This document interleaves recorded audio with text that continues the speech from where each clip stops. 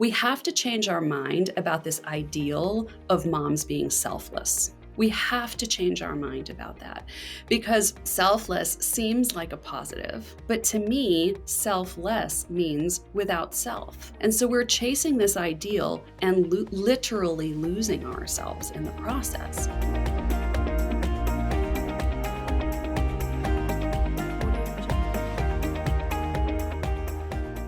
Hello and welcome to The Well Drop. On today's episode, we're going to dive deep into the heart of parenting and the wonderful world of mom guilt. We're going to unwrap the joys, the challenges, and yes, the unexpected surprises that come along with being a parent. I don't know about you, but before I became a parent, when I was pregnant, I thought that I was going to be the perfect parent, have the perfect child. I had no idea what was about to hit me, how demanding, how crazy, how exhausting, and also sometimes rewarding parenting would be. And 3 kids in, still learning. Amber? Raising children is definitely an adventure of the highest form. It's a path where, we find ourselves being our harshest critics sometime. I can vividly recall a moment surrounded by my new mom friends, and every person was echoing the same sentiment of I'm exhausted. It was kind of like our daily anthem and our new reality. Does this sound familiar to you? Sure. Yeah, it's a lot. There's a lot to manage between doctor's appointments and activities and constantly thinking, am I making the right decision? Too much sugar, too much screen time, not enough reading, this and that.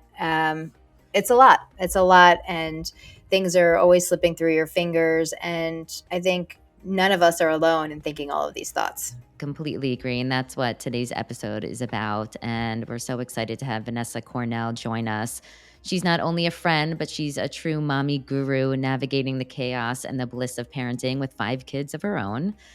She's here to share her wisdom on breaking free from the chains of mom guilt and guiding us towards a journey of self-forgiveness, joy, and becoming the parents we aspire to be without all that extra weight of self-criticism. So hopefully we can come together and as a group shed the guilt, embrace all of our imperfections, and discover how we can be better parents when we do so and happier people in general. So welcome, Vanessa, to The Well Drop. We're so excited to have you here. All right, Vanessa. So excited to have you on The Well Drop. We're just going to dive into the questions. Awesome. I can't wait. So what happens in motherhood that creates this endless sense of mom guilt? We're all kind of trained the same way. Like, see if you can relate to this, right? It's like, get the good grades, be friendly, be nice, make everyone around you happy, achieve. And if you do those things, you're going to get all of this positive feedback from people around you. You're going to be like, you're a wonderful, successful girl, right? So we have this training that we all get very young. And we're like, we've got this, right? We do it in school. We're like, yeah, I've gotten into high school, I've gotten into college, I've gotten this job. I really know how to show up in the world and be successful. I know the formula. I've got it down. I overachieve and I people please. And everybody will love me and I will have all the things in life. And then we get to motherhood. And it is just like the rules get thrown out the window. Completely. Right? Motherhood does not work that way. You do not get praise. You do not get feedback. You will never get an A+ on anything from anyone. And in fact, if you're doing the right thing, you might actually be getting a whole lot of negative feedback from your kids. And so all the rules change in motherhood, and all of us who are like, I've got this, I know exactly how to do life, are like, what's happening? What's happening here to me? And so I think what we do is we're like, I know what I'm going to do. I know. I'm just going to try harder. I'm just going to do better. I'm just going to be the best mom I can be, put my all into it, effort myself into a place where I feel comfortable that I'm doing a good job, that I am successful as a mom. And when we try harder, it doesn't necessarily give us any more feedback. And so we find ourselves in this place where nothing ever seems like enough. Yeah, I like how you said, I never thought about it that way, that we really were so conditioned to always have grades for all of our performances in life until motherhood happens. And then all of a sudden there is no grading system, right? We're just into this abyss of motherhood. And of course, it's so much easier. You always get like the negative feedback, like you mentioned, and the positive feedback is there, but we don't really have a sense on like where are we on the scale, right? Yeah. There's not even a scale, right? We're so used to there being a right answer, a better way, a better solution. And when we get into motherhood, it's just this really amorphous thing where a lot of times we don't know what the right answer is, and there isn't necessarily a right answer. You're bringing me back. I'm having such flashbacks. I'll never forget when my oldest was born. My mother came 2 weeks into it. She came to help me for a couple of days. And I opened the door and I saw my mother's face and I just started hysterically crying. And as you're talking, I'm like, I realize what you're talking about is probably really, in addition to the exhaustion and the hormonal changes and all of that when you just have a baby, it is a shock. It's so different from anything you've ever done before. As you just said, there's no scoring system. And, I felt at the time as a new mother that I was doing everything wrong, Yeah. and I just remember that huge release, and it's what you're saying makes so much sense as to why 14, 15 years later, still wrapping my mind around why was it so emotional? Why was it so intense? And what you're saying is a big piece of it. Yeah, and not only is there no scoring system, there's also no like guideline or guidebook to tell you whether you're doing it right. So all of this fear comes in of, am I doing this right? Mhm. And not only that, the stakes are higher than they've ever been. This is a human being that I love so much. So not only am I afraid I'm not doing it right, but it's so important to me to do it right. The I guess stakes are so high. I'm so motivated to do it right. And yet I don't have this feedback. So I'm like on this hamster wheel that goes nowhere. And I'm feeling like I just got to keep running faster, but it doesn't help. what are some common triggers of mom guilt, and how can we start to actually recognize them before they actually spiral out of control? Because I think all of us, as young moms, no one really prepares you and warns you of what's to come. So, what are Mhm. some like three common triggers that you have in your experience that people can look out for? Well, the first thing I'll say is that mom guilt is usually not guilt. It's usually not guilt. Guilt, I define as you did something wrong. You have this feeling in your body that you did something wrong and that you need to go repair, right? Like you were rude to somebody, you feel guilty. That's actually pretty useful. Because you feel guilty that you need to go do something, like you go and apologize, right? And so to me, mom guilt is when you've done something you regret and you need to go repair. Most of mom guilt with children has nothing to do with that. Most of mom guilt with children is fear. Oh, I didn't sign my kid up for that thing that everyone else is doing. Maybe I should have. And because I didn't sign them up, maybe they won't have access to soccer or art or music or piano. And that means they won't be well rounded. And that means they won't get into college. And that means they won't be successful and have a happy life, right? So, like, we can go down this rabbit hole, maybe not consciously, but subconsciously, of fear of, if I don't do this thing for my child, will they end up miserable? Will they end up miserable? And so, really, it's not guilt, it's fear. And so, the first thing I'll say is when we have this feeling of guilt, in order to interrupt that pattern, to say to myself, what am I afraid of here? And is it true? I like Is that. it true that if I don't sign my kid up for this mommy and me class that all the other moms seem to have known about, but I somehow missed, that means my child will be unemployed and miserable? So Probably not true. that brings up a really good point. When is self-reflection, maybe not guilt, productive versus unproductive? How do we tell the difference there? Because there are points at which we should self-evaluate. And how do we distinguish? Yeah. Assessment is different than criticism.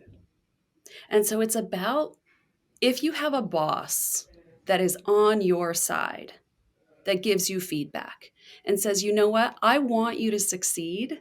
And here's what I see. And let me assess your performance and help you be better.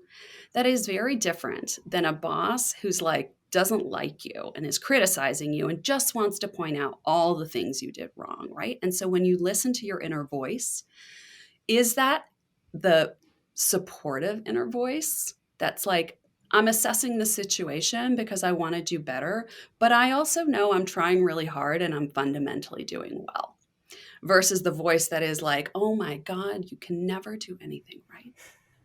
And let me tell you, it's not easy to control that voice. And so I'm not suggesting that all of a sudden you have to like change your inner critic and change your inner voice, because it's really hard for a lot of us. But the first thing is just to notice, like, how am I talking to myself about this? Am I being unreasonably harsh to myself about this? Am I really doing a terrible job? Or am I just really motivated to do well? And I want to sort of look at the situation. So if you can even just notice if you're really being hard on yourself, that's a huge step to shifting it. I try to remind myself that if I'm even thinking about whether I'm doing the right thing, that's the first step to knowing that it's okay. I Yeah. mean, I can be very critical as yours, but I try to bring it back and say, okay, if I'm at least wondering if I'm doing okay, then I'm starting from the right place to at least give myself credit for that. So I Yeah. I mean, try. I have this framework I use called the likelihood spectrum. So I really believe that the thing we're the most afraid of becoming is the thing we're least likely to become. So if you're really, really, really afraid of being a selfish, narcissistic mom who doesn't take care of her kids, whose kids feel abandoned, you are maybe going to be like, if that's over here, you're maybe going to be like over here and trying to push yourself that way. And Overcompensate. so, yeah. And so if it's uncomfortable for you to go from here to here, you're all right. Right? Like, uncomfortable, if you're in that situation, is probably going in the right direction, because there's literally no way you can get yourself over here. You're too afraid of becoming this. So I agree with you, Dina. Like, if you are someone who's like always thinking constantly about how to do the best for your children, I'm pretty sure you're okay. And actually, maybe the thing that's better to do, and I'm happy to talk about this also, how you can actually be a better mom if you ease up on that a little bit. If Yeah, you let yourself kind of be in that middle place, and trying harder, as I mentioned before, is not the answer. yeah, because I was gonna say, I think we are so hard on ourselves and that we sometimes can, self-sabotage, but that also then affects how we're showing up for our kids. So maybe if, somebody's really in their head and driving themselves crazy, sometimes it's easier to shift the narrative and focus on the child and say, is this energy, this negative talk, doing me myself service for my child? And usually Yeah. the answer would be no. So maybe that can help like get somebody out of there? Like, are there other what other tools would you suggest to try to get somebody out of this, hypercritical self-talk that is, ridden with, kind of guilt and negativity, always thinking I'm not so good. Yeah, listen, there are so many patterns we have where we're like, I know I do this. I know I shouldn't do this, but I can't help it. I keep doing this, right? Like, we know that we're being hard on ourselves. We know that we're like beating ourselves up unnecessarily. And yet it's very hard to just say, like, someone can be like, stop doing that. And you'll be like, that's lovely for you to say that. But this pattern is deep, it's ingrained. There's a reason the pattern is really stuck with us. It has to do with our training. But I also think the only way to change a pattern is to change your mind first. And the thing that people need to change their mind about is a tough one, because it's a message that's around us so much. We have to change our mind about this ideal of moms being selfless. We have to change our mind about that, because selfless seems like a positive, but to me, selfless means without self. And so we're chasing this ideal and literally losing ourselves in the process. And so there are three main things that I tell people, this is why you need to change your mind about this. And it goes way beyond, you need to put your oxygen mask on before you help another. Like, we all know that too, and it's not changing our minds. We're still doing the same stuff. Like, we've heard that for a long time. And there's three main things. Number one is modeling. Your kids watch what you do, not what you say. Oh, yeah. And so if you want to be exhausted and burned out as a mom, you don't want to, but if you are exhausted and burned out as a mom, you're basically saying to the next generation, whether it's girls or boys, this is the way to do it. And you're subjecting them to the same pattern. You're ingraining the same pattern you're trying so hard to break in your children by modeling it for them. That is real. That is real. We learned it from someone. And so I would argue, if you are doing the work to change your mind around this idea that selfless is an ideal, you're doing it for you and you're doing it for the next generation, not just your kids. But I think that ripple effect is big. So it's important work. It's hard work, but you are saving your kids from that, from having to fight through the same pattern you're fighting through. So number one is modeling. Number two is your kids did not ask you to give up everything for them. And one day they will realize you did, and they will carry the burden of having taken your life away. So my mom, who I love and I appreciate and I have so much gratitude for, and we're super close, said, I gave up everything for you. And I remember feeling in my 20s, I never asked you to do that. And it makes me feel so bad that you gave up everything for me. I wish you had a career, fun, friends, hobbies, and a life. Like, I appreciate what you did for me, but I don't appreciate the burden I carry of the guilt of you having given up your life. And the third thing is capacity. If we are going at 1,000,000 miles an hour and we're exhausted and burned out, and we're in that state, and our kid comes to us with something big, like, I got a real problem with friends or at school or with my mental health, we do not have the capacity to respond to that. So I solve for 80% because I need that 20% buffer for the things that are going to come up with my kids. And whatever I'm doing in the 80%, like the signing up, doing the camp forums and like getting the ballet slippers and making sure they're, all of the logistical stuff and the day-to-day that's important to do. If I can keep that to 80% of my capacity, the 20% is the most important thing I do as a mother, is show up for my kids when they really need me. And if I'm always trying harder and working harder, I don't have that 20% for them. And dropping a bunch of balls on the other part is okay. But this is the ball we can't drop. Right. It's just a form. Like, it's not Yeah. life or death. I like that. I Mhm. always say lead by example. And I think that that's so important.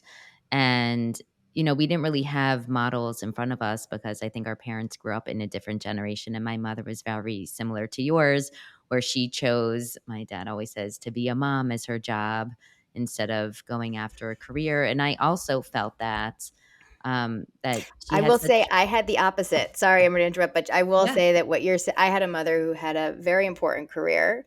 And I will say that as an adult, I'm so appreciative that she had something she was really passionate about, because it set an amazing example for me. And I have stayed home for a number of years, but I did that as a choice Mhm. and not, it didn't, I am so grateful to her that she committed herself to that. So I'm sorry to interrupt, but I just want to say, Yeah, no, I what love you're that saying resonates with me from the other side of it, to say it's it was a great to have fantastic different, and it shows you how you end up choosing to live your life, right? Because of the people who came before you. Mhm. And, having capacity for your kids. I think from the time I had my child, and I've evolved so much in my self-care practices. It really started just with going to the gym and keeping that consistent. Like, that was a big feat in the early days.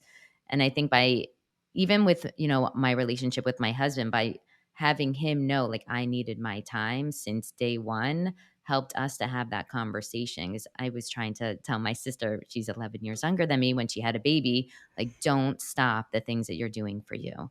Like, make sure, even though you're entering, one child and then a second child into your life, continue that and you navigate it with your husband, because I think so many women end up choosing to drop all those things, right? A husband's life doesn't change so much, but ours completely changes. And then we end up getting lost. And Yeah. so if we think about it from the perspective of modeling for our children, right? Do treat yourself the way you want your kids to treat themselves. And that might help people to actually feel empowered to do it, because it's hard. And I think if you can start from the time you actually have kids, it will make it easier. Yeah. Because you're right. We hear put your seatbelt on first, put the oxygen mask. It all sounds great, but like, how do you actually incorporate that into your everyday, right? And that is the modeling aspect. Yeah, it's really hard. And so I tell people, if you won't do it for yourself, do it for your kid. Do it for your kid. Now, I say that, and then I also believe like you deserve to be happy and free for yourself. Right. You deserve to be happy and free for yourself, but it's difficult in the beginning. And so will often say, doing this is the best thing you can do for your kid. You must model this. I had an amazing experience with my daughter the other day where I was helping her with homework. And I was like, I'm sorry, my brain is just not working. I've been going since 6 a.m. Studied with your brother, and I'm helping you with homework. I'm happy to do it. I want to help you, but my brain is just shut. And she's like, Mom, you know, you should really take more breaks and time for yourself. And if Mhm. you don't, you know, if you can't do this with me now, it's okay. And I was like, I appreciate that so much. And what I said to her was, listen, sometimes I need to push myself because everyone needs something at the same time, but don't you worry. I will take care of myself. I will create that time. So you don't need to feel guilty about needing me.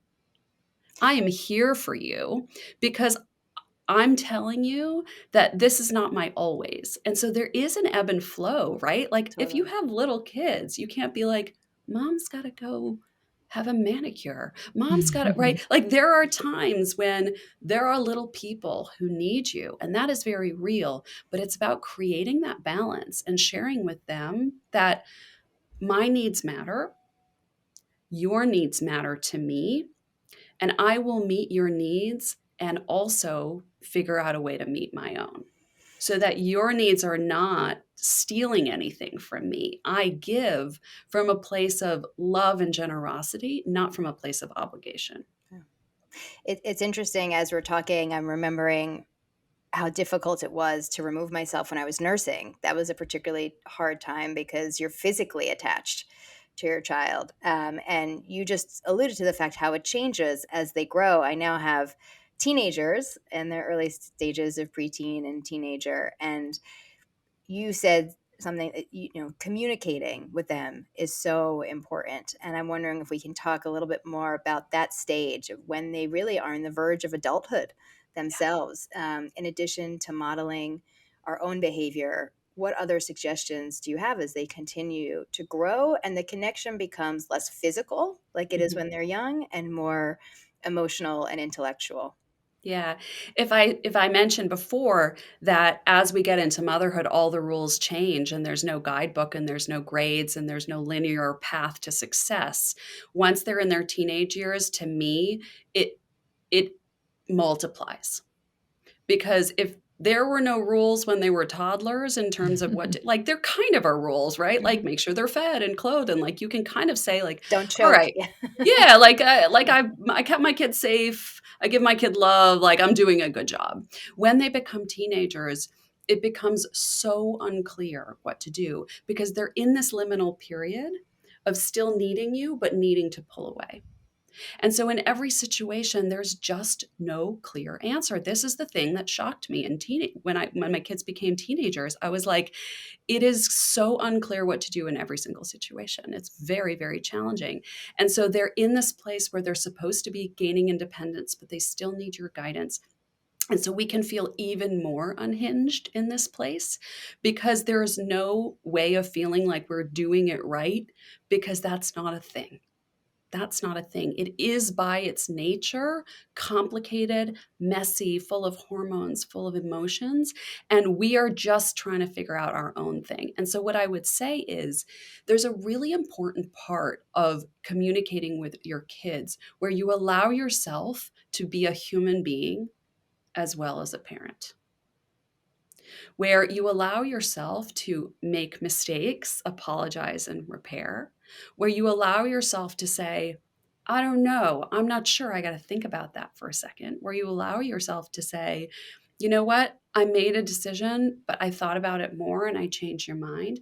And to give your kids the credit that they can handle you being not kind of a uh, perfect All backboard, knowing. right? An all knowing, perfect backboard of their progression, but an actual human in conversation, in interaction, going through the same growing process of allowing them to leave. And so, this idea that we have to somehow be perfect, like perfect is a disaster, because then again, you're modeling to your kids, you are not supposed to show and share when you've made a mistake. You are not supposed to show and share when you're feeling a certain way. And so, as they get older, to be able to own your humanness, own your messiness, because being a human is messy. Now, I'm not suggesting that you use your kids as a therapist. Absolutely not, right? I'm not suggesting that you're like, I have all these messy emotions. Let me tell my kid. No, like you've got to go sort that out as an adult yourself. But you can say, I'm having a day today. And so usually I'm pretty able to handle this, but like, you got to give me a second. You got to give me a second. Like me, like you, we have days. And so this idea of trying to show up perfectly, do it all right, it is exhausting and not helpful Yeah, to and I you think or your having kids. to that point, having those kind of conversations from the time that they can understand them. I have a 9-year-old daughter right now and a 12-year-old son. And I'll explain to her, like some days, like you said, you might just be fried, and sometimes you don't have the answers, and that you're human and you're allowed to make a mistake and come back and say, that was a wrong decision. And I'm going to, this is the new decision and this is Yeah. what I'm going to do going forward, and to show we're humans, right? We're all human beings and no human being is perfect, and to allow room for error. And even there's a time in their age, I think it's around like 8 or 9, where they start to, see the flaws of the parent. And so allowing them to see those flaws and not trying to cover them up in this sense of perfectionism, I think is actually such good advice, that, own who we are. Like, yeah, that's right. Like, whatever that may be. And then it might hopefully empower them to own who they are, right? Because we all have our individual traits. And I think the more you own them rather than trying to cover them up with this ideal version of yourself, the less work it's going to be, because you're just showing up authentically as you every Yeah. day. Yeah. I mean, if we can model not filtering and curating who we are with respect to them, it also will motivate them to not filter and curate who they are with respect to us. I do think, and I think in a beautiful way, I'm looking at my daughter's generation, who's about to be 15, and tell me if you've seen this. I do feel like the girls, and this is only from my own perspective and my own observation. I am proud to say that they are less filtered in a beautiful way, and more authentic than I feel like my generation was. Do you feel like that's do you see hope for the future generations? I I guess that's my question. I absolutely do, and I think it's as a result of the conversations we are having and the work that we're doing in our generation. When we look at who our mothers were, everyone has a different mother. There's no monolith of Of who our course. mothers were, but kind of a generational expectation of what women were supposed to do and expect out of life. We have a very different expectation, and I am hopeful that they have a very different expectation. But I still think that the pressure is there. Sure. It's just there in sometimes different ways. And so, this idea of um, self criticism, the pressure we hold for ourselves, I think the girls still have that. It just manifests in different ways. And so, I think some of the most important work that we do is, Amber, what you were referring to is to say, like, I've got this part of me that I love showing people because this part is like generally accepted as a good trait. And then I have this part of me that I maybe don't love showing people, but is still a part of who I am. And can I be loving and compassionate to that part of myself? And if we're doing that work, I think that's really the key to helping to unlock this perpetual cycle of, basically self-criticism, self-shame, that to me cuts to the very, very core of what most women struggle with, which is worthiness. This just sense of I'm not enough, and a lot of our patterns, a lot of our stuff comes down to that thing, like I'm not enough unless I am prettier, I'm more successful, I'm more popular, like whatever you decide it is. But if we can work really hard to battle against that training, that conditioning that we've had, that I think is the greatest gift we can give the next generation. And so, to that point, as a mother of 5, how do you balance the demands of motherhood and carving out your own personal time so that you can be there and remain resilient for your family? Yeah, so I have a lot of bandwidth. I have a lot of capacity. I do a lot of things. But the difference is that I always check in with myself to see how I'm doing. And sometimes I check in with myself and I'm like, wow, I'm really tired. But the next 3 days, I can't really get the rest I need. But at least I've recognized and honored that I need it. And then when I have a chance, I do get it. So people are like, what's your daily routine? What is your one non-negotiable? And I'm like, listen, my life is like, it's like a dumpster fire all the time. There's so much going on. Here is my one non-negotiable. I check in with how I feel and how I'm doing, and it matters. It matters how I feel and how I am doing, and it's not at the bottom of the pile.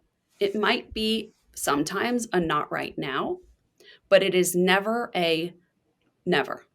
It's always gets taken care of eventually. And so that's what I mean by this ebb and flow, right? Like we cannot always control what's coming at us, and there might be moments.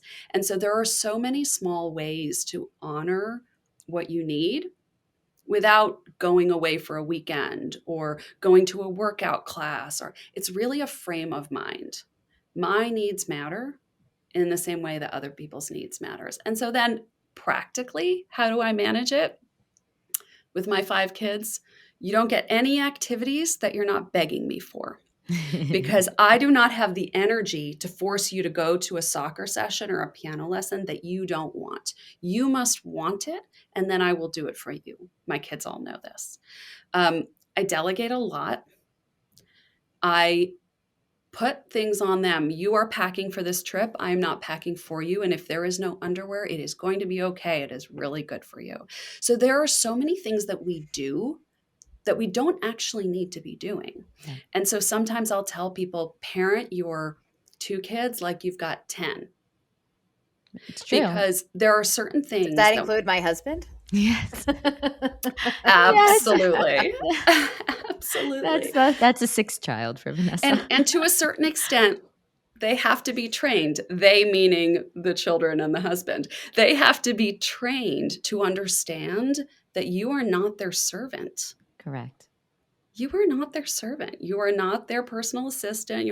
To a certain extent with kids, you do a lot of things for them, but it is not a given that your mother drops everything the second you need it. It's a mindset shift that your worth is not tied to how much you do for your children. Yeah, Say and it I again. think as they Yeah. get older, you need to, kind of break those chains a little bit. It's like once that your child is potty trained, you're not constantly taking them to the bathroom to pee. Same thing. I love the packing idea. I'm actually preparing for a trip, and I know Dina Yeah. is too. Like the girls sometimes I think have a easier time than boys, depending on the child. But yeah, pack yourself. And if you forget, at least it's not me that forgets underwear because I've done that many times. You my forget the underwear. teenager will text me, Mom, where's the orthodontist? Right? And so what I would do is I would Google the name of the orthodontist and get the address and text it to him. I text him back, no. Or the name, No. just the name of the dentist in case they He forget. knows. He knows. He Oh, can do yeah. the same thing, And so it's a matter of saying, like, my peace, my space, my time is valuable. And it is more valuable than my identity as a giver. And so we have to break these cycles of overgiving. These cycles of overgiving happen because we feel this sense of accomplishment, worth, and value. But what happens when you're an overgiver, first of all, you're depleted, exhausted, and you can become resentful. The people on the other side, the children, they're not trying to make you miserable. This is just the way you've trained them to expect of Yeah. you. And so as they get older and as you get older and your children need to leave the nest, which is happening. One of my kids is going to college next year, which is blowing my mind. If your identity has always been an overgiver and that's how you have your worth, and now all of a sudden your children don't need you anymore, don't want your help, don't want your advice, that starts to be really tough for you. Because then who are you now? Man, that's Who a are whole you other now? conversation. That's a whole other conversation. That's for the next time. You've given us so many amazing thoughts and actual concrete things to do. If we were to leave this conversation with the number one piece of wisdom listeners should take with them, what would that be? I give people 3 questions. 3 questions to ask that can, if you consistently ask them, completely revolutionize your life. Number 1, how do I feel? Number 2, what do I need? Number 3, what do I want? They seem so simple, but I am telling you, women, when they are confronted with these questions, are like, I don't even know. You're right. What has happened that I have decided that in order to be the good mom I want to be, or in order to get the praise that I want, that I have to ignore how I feel, what I need, and what I want. And so if you can start to ask yourself those questions and be really, really, really gentle on yourself, if you don't have an answer in the beginning, that's okay. If you can start to ask yourself those questions over and over, you can start to reclaim self. So rather than being selfless, you can start to be self-full. And in that place, there is so much energy and creativity and generosity and love. Without that connection, we start to burn out and our capacity just gets smaller and smaller. And we cannot be who we are striving to be. It's an interesting paradox. We're trying to do the best, but the way we're doing it is preventing us from actually being the best mom we can be. Yes. Thank you so much. Thank Okay. you, Vanessa, really. And, there's so much to dive in here. And for those who want to dive in further on how to break free of your mom guilt cycle, get ready to mark your calendars because Vanessa is starting a new course that's going to be open for enrollment starting in March. We will put it in the show notes. And the course begins on April 3rd. So if you're trying to be the best mom you can be, but you're left exhausted, you're trying so hard, but it feels impossible, Vanessa is clearly an amazing resource, a mother of 5. To live it is to know it. And we will have a discount code for you as well in the show notes. And Vanessa, we can't thank you enough for sharing your wisdom with us and fellow busy moms out there that are listening as well. We all need this advice. And it's really powerful. I love the, drop of wellness wisdom that you left us with those 3 questions, because I know for even myself for a while, I think I woke up after I had my second child and I finally realized I need to dive a little deeper for me. And a lot of my friends, they don't even know what they need. And I think just even creating that awareness in the first place will do wonders for them, especially in the era for when they leave the house. Yeah. Thank you so much. Thank you. Thank you to both of you. It was such fun being with you. Vanessa, thank you. So nice to meet you. You too. You too. Audio Jungle.